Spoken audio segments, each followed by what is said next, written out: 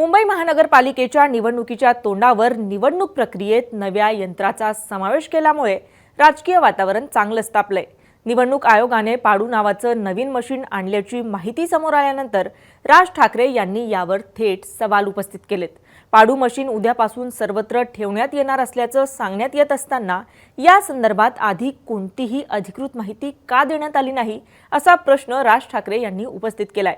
मात्र ज्या पाडू मशीनवरून राजकारण इतकं तापलंय ते मशीन नेमकं काय आणि कशा पद्धतीने काम करतं जाणून घेऊयात या व्हिडिओतून। पाडू मशीन म्हणजेच प्रिंटिंग ऑक्झिलरी डिस्प्ले युनिट।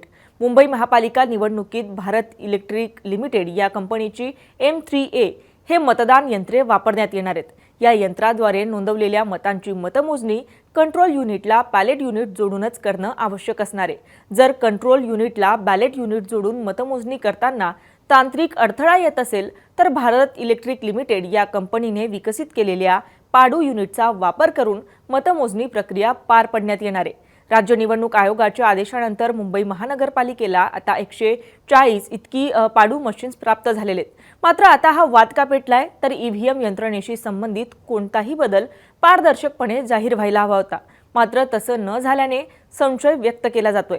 या संदर्भात मुंबई महापालिकेचे आयुक्त भूषण गगरानी यांनी म्हटलंय की पाडू मशीन मुंबईत कुठेही सरसकट वापरलं जाणार नसून केवळ अपवादात्मक किंवा आपत्कालीन परिस्थितीतच त्याचा वापर करण्यात येईल असं सुद्धा त्यांनी स्पष्ट केलंय।